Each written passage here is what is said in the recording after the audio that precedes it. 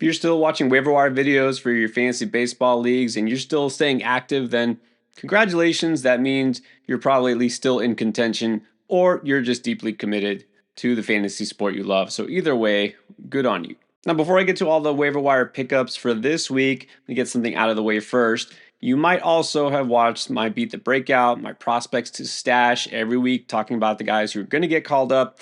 And let me list a couple of names here of prospects I'm not going to tell you to pick up and why, real quick. Bubba Chandler. It finally happened. And so what? Honestly, I not just that I don't care anymore because it's been so long and the Pirates, just honestly at this point deserve to be relegated to like AAA. But besides that, Bubba Chandler's not even going to be in the rotation. They say they're going to use him in long relief. So there's that. No wins, no saves, no fantasy value if he's even as good as he was in the beginning of the season. So, no, I don't think he's worth picking up, and he wasn't worth stashing after all. Carson Williams just got the call for Tampa Bay. I did talk about him on the Beat the Breakout a few weeks ago, but as I said there, the offensive upside isn't going to be overwhelming. He's more of a defensive player. He's got some speed. Of course, he can hit. I mean, he is a top prospect, but still, this is going to be a very deep league stash, really more of a keeper dynasty option. So I'm not going to say you need to run to the waiver wire to pick him up. I got a couple of other utility infielders that might serve you better. And now this one, I'm a little more intrigued. Second time I had talked about the password, Jostinson Garcia, was just over a week ago. And so, look, he could have value. This guy can hit for average, got some power. It's not going to be overwhelming. My question is he going to play every day? Is this somebody who's they're going to fit in the lineup, every couple of days? So, again, I did say stash him. I think he's going to have some deep league value, but I want to just get that out of the way and let you know that these guys, yes, they might be relevant, but they aren't even my favorite pickups for this week. But the first hitter I want to talk about is a prospect. Yeah, we know about Samuel Basallo. He finally got the call along with Dylan Beavers for Baltimore. And so I had a lot of questions. Is Basallo a guy I can trust? Can I put him at catcher? If I maybe had an injury, guys like Francisco Alvarez, who had just come back, he's hurt. Adley Rushman in Baltimore now, day to day, don't know what's going to go on there. You just looking for some more upside. It's hard to really project what a guy who has all of 2 games under his belt in the major leagues is going to do the rest of the season. We don't know, but I will say I feel better about Basallo now than I did upon his initial call up for a couple of reasons. First of all, okay, he's seemed like he's acclimating to the major leagues pretty well. In his first 3 games so far, 5 RBIs. Not too bad. Now, he only started 2 of those games, but the other thing I just mentioned, Adley Rushman now has got some sort of abdominal issue. This could lead to more time actually behind the plate because that was the question with Basallo is, yeah, he's a catcher, but he's not really good at the whole catching thing. He's more there for his bat. Like some of these, actually a lot of these catching prospects, why are these guys even catchers, right? Agustin Ramirez and Moises Ballesteros, these guys don't really know how to catch that well. But anyways, Basallo is playing DH most of the time. They could probably stick him at first, use him kind of like a Ryan O'Hearn type of role. But now he might actually get to catch as well. It doesn't matter. He's got catcher eligibility. He's going to get regular at bats, and he's already hitting. So I'm not going to tell you set and forget rest of the season that this guy's going to carry you to a championship or anything, but definitely worth adding at this point. Or how about a former top prospect who now maybe is finally coming into his own? Noelvi Marte of the Reds. It's been a real tricky one, especially after they inexplicably decided to acquire Cabrian Hayes, who, I mean, he's good defensively, so there's that, but just seemed to add to already kind of weird logjam that they had there. And Marte is still back in the regular everyday lineup, and now he's finally raking to an extent that Hayes could never do. Marte is hitting .354 in the month of August, but over just the past 2 weeks, all of a sudden he has powered up, and he always got some power. 3 homers and 12 RBIs. Marte actually does have a little bit of speed too, but he not really much of a base stealer these days. But look, Marte is hitting, and this is a player that when he's hot, he gets really hot, and great hitting environment there in Cincinnati. So I figure you can buy into Marte while it lasts. Another player who's been on fire is Brooks Lee for the Twins. Now, I know it's hard to buy into anybody on these teams that are now basement dwellers. They were big time sellers, and the Twins first and foremost on the list. Look, with Lee, yeah, he's had an amazing past week as well, hitting 364, 2 homers, and 9 RBIs. Got a little hit streak going.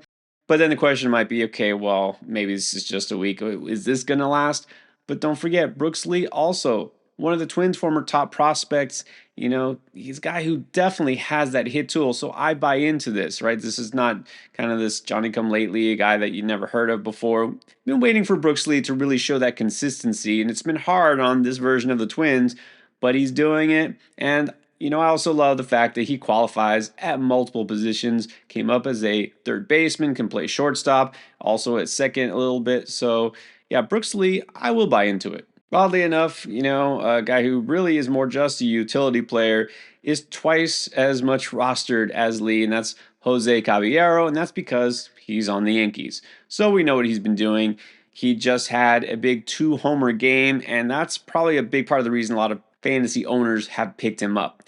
But he is absolutely not a power hitter. That's the wrong reason to pick him up. The reason you should pick him up is because he's also stolen 5 bases over the past week, and he's also putting together a little hit streak. Now, we didn't know what his playing time would be. Really, they got him to be kind of a fill-in, right? Because he can play literally every position except for catcher.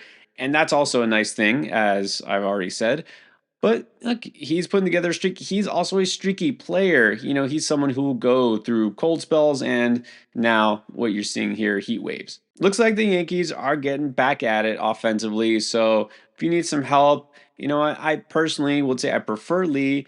That's why I put him first. But Caballero is also a guy that will probably offer more speed if that's what you need. Or if you're looking for power, maybe on the other New York team, Mark Vientos is finally delivering. Now, it's hard to say for sure because this isn't even a player who has been great since the break or even since August started. Honestly, it's just been the last couple of games. He had a homer and 4 RBIs. He had a homer and 2 RBIs. We're hoping this is the start of something, and sure, maybe it is. Remember, Vientos was a top 100 draft pick in almost every fantasy draft. A lot of people thought he could just be my third baseman all season long, and he was reduced to the waiver wire because just has not been cutting it. The batting average down like 230.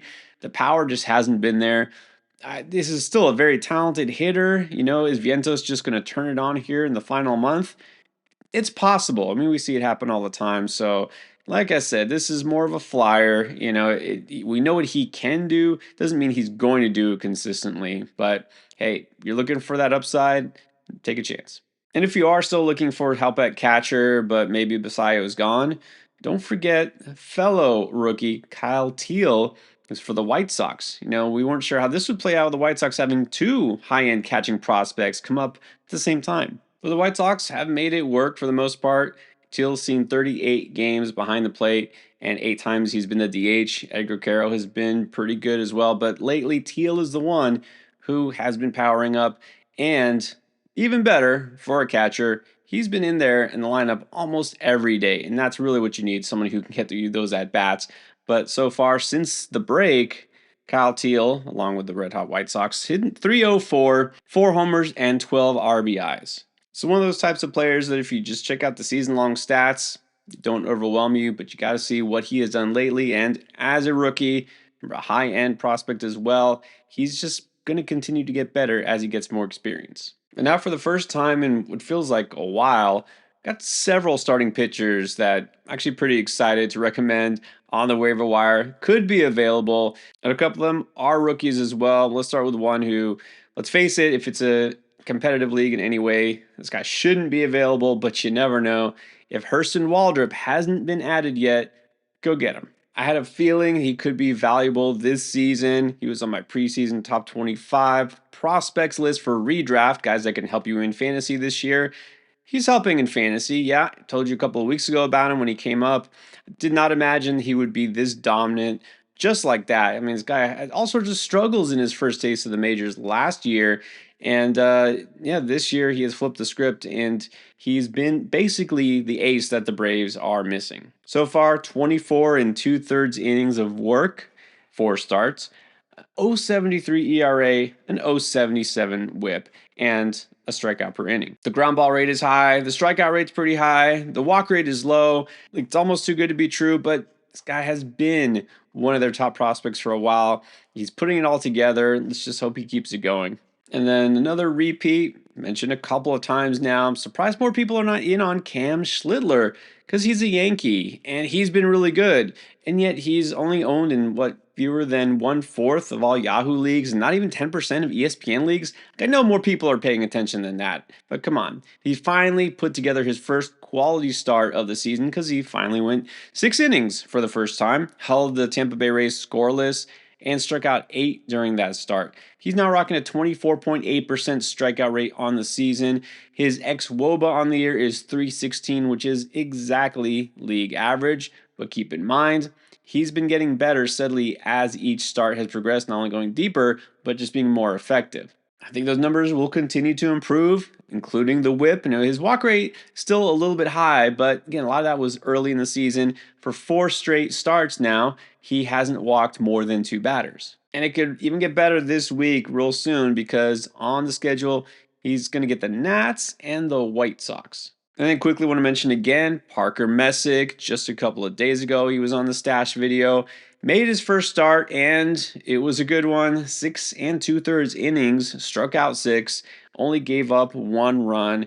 I mean, this is as good of a debut as you can hope for. And Messick, again, one of Cleveland's top arms. He's a left-handed pitcher, not a super hard-throwing lefty, but he's got kind of an unorthodox delivery, a little deception with the arm movement there. Like, whatever, it works. He's got multiple pitch mix. He can throw at guys. It's not just like fastball slider type of pitcher.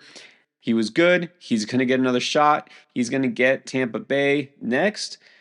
After that, might get a little dicey. He has to go to Fenway Park at Boston. But look, Messick is a guy I feel pretty confident in. More of a deep rotation ad, right?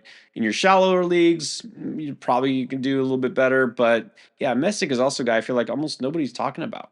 Speaking of, I know I said I wasn't even going to talk about Sandy Alcantara anymore. If he stuck with the Marlins, I guess I'm obligated to because now all of a sudden we got good Sandy back. Out of nowhere, last 2 starts, he's gone 6 innings, 7 innings, only allowed 1 run in each, a total of 16 strikeouts his last 2 starts. So all of a sudden, we decide to look like a Cy Young winner again, whereas before we were just completely droppable. And so, what is Alcantara going to do next start and the rest of the season? I have no idea anymore. I'm not sure if this is even smart to mention him, but you can't just ignore when a former Cy Young winner looks dominant in back-to-back starts, but I don't know if it's ever going to happen again. I also want to mention Bryce Miller. It's been a really frustrating season, especially if you thought Bryce Miller might be your ace. You were wrong. Bryce Miller's only made a handful of starts now, and none of them have really even been good. His first start back from the IL, he went 5 innings, gave up 4 earned runs, a couple of homers included. The good news is that, well, the velocity was still there, right? He seemed healthy. The arm is still intact. He sat around 96. And so a mixed bag, I guess. But, this is expected when a guy misses so much time. Not going to look super sharp his first time out. Let's see what happens here. There's probably a lot of leagues where people had him stashed. And after the start, maybe even dropped him because they're disappointed. I'm going to be very skeptical here. Again, I want to see him actually deliver a quality start at least before I fully buy into him. And I was so high on Bryce Miller before this season. I was. But injuries happen, and this obviously has been affecting him with the elbow. If somebody dropped him, you could consider stashing, but I wouldn't just start him yet. And yes, one more potential new closer, and unfortunately it's a Rockies closer. But for the meanwhile, looks like Victor Vodnik, again, is the temporary closer. I feel like we just did this last year or late in the season. They kind of had nobody, and Vodnik got a few random saves. Look, Vodnik, for the most part, has been okay this season. Since August 12th, he does have 4 saves, and so he is delivering in that category. He's get you about a K per inning. The ERA at 3.43, not bad. The whip is a 1.42 on the year. That is pretty bad. And so, look, you're just looking for saves here, and you still don't know who's getting them for St. Louis on a daily basis, for Minnesota, maybe it's Topa. I guess right now we know who's getting it for Colorado, and it's Victor Vodnik. And if you didn't catch this week's Beat the Breakout, where I talk more extensively about Parker Messick and some other prospects who did just get called up, you can check that one out right here.